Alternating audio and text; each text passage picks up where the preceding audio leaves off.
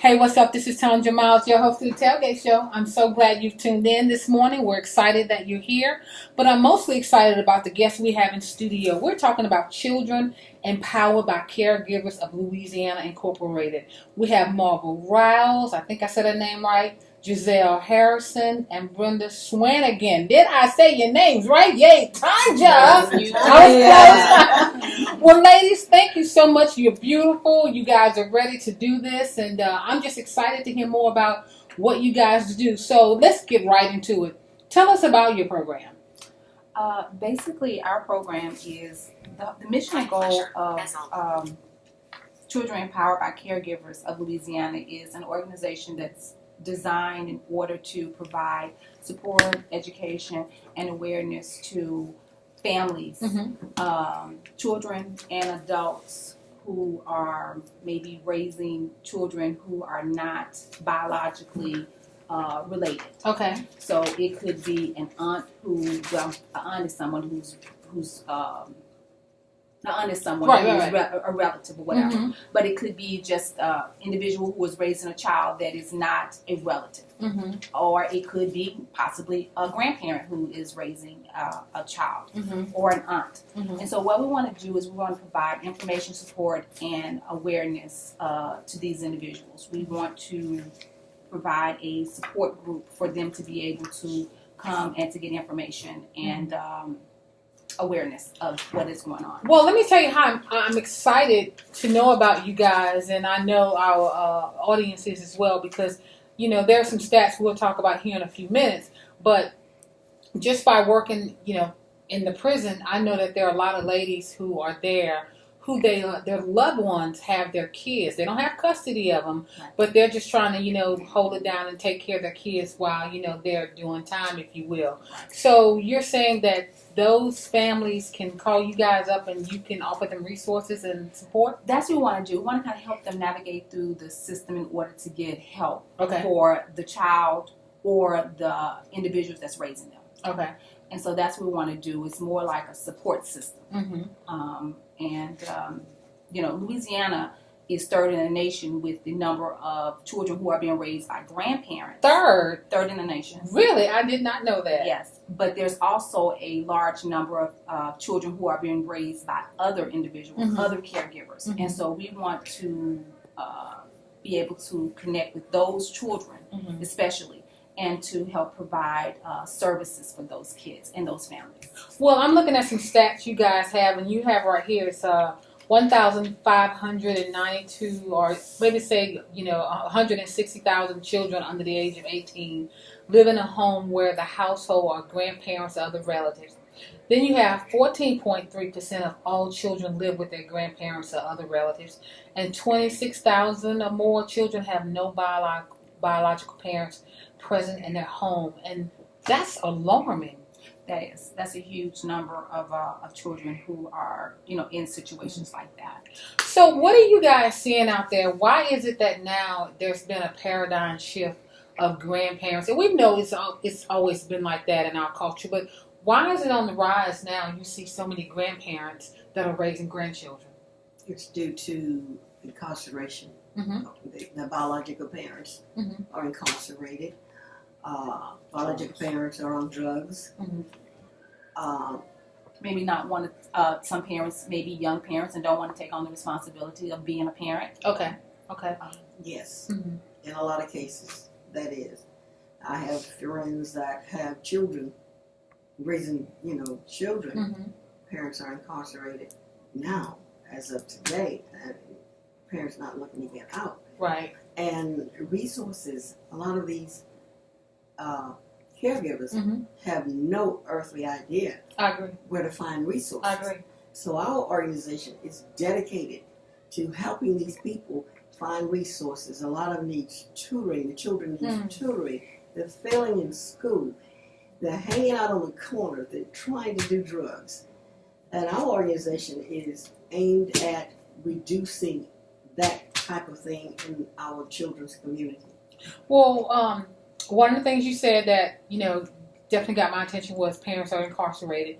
Louisiana, we have the highest incarceration rate in the nation. So that would make sense for so many caregivers be it aunts, like you said earlier, grandparents that are raising, siblings.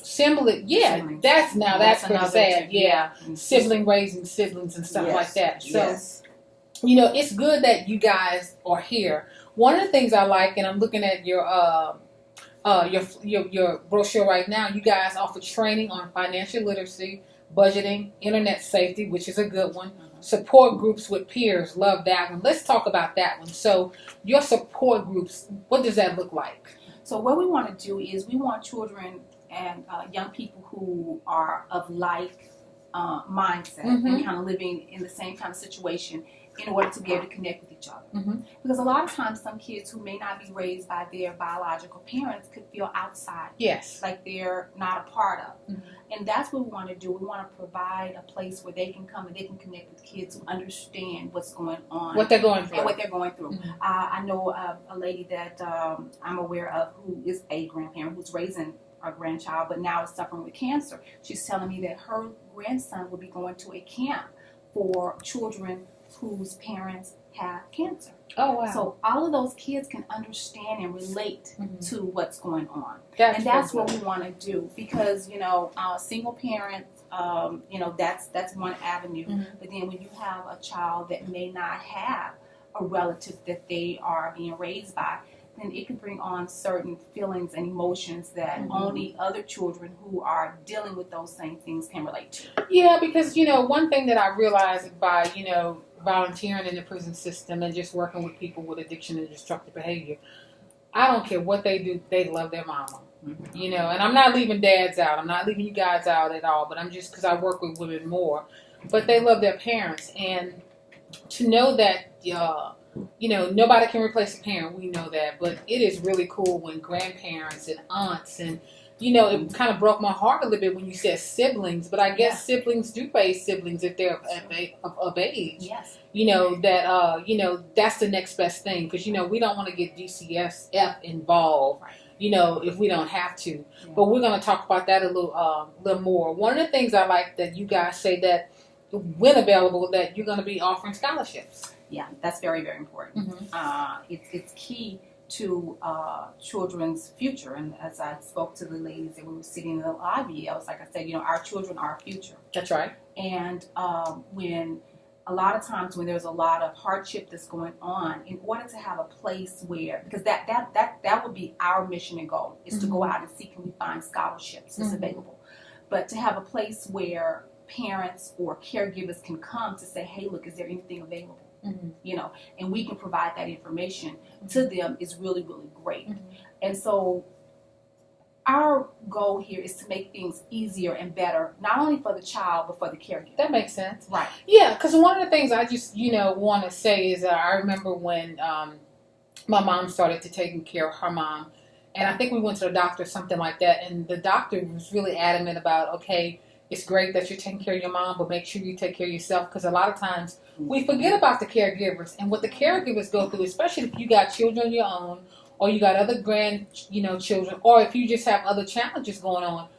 That can be hard. I mean, that's when self-care have to come in and you guys have to take care of yourself because now you're taking on, and it's not a burden, but you're taking on this extra, child responsibility, good word, if you will. So, Miss Brenda, tell me why did you get involved in this organization? The reason I got involved in this organization is because I am a grandparent raising 4 grandchildren. Oh, wow. For 18 years. Wow. And it has been a struggle until I met Head Start Grandparents Support Group. And it just turned me on because I'm a caregiver. And I've always been a caregiver. My sister took sick on me when I had the 4 grandchildren. I brought her into my home. I had to take care of her. The grandchildren, I neglect myself. But after she passed, then I started taking care of myself. After that, my brother passed. So my grandchildren suffered during the time I was taking care of these other sick people. So now I'm truly dedicated into helping these children because I know what it is. I know how they feel. Right. And their parents are not in their lives. Right. All they know is me. Yeah. And that's why I got involved because I love my grandchildren. I love other people's grandchildren. Well, I'm going to tell you this.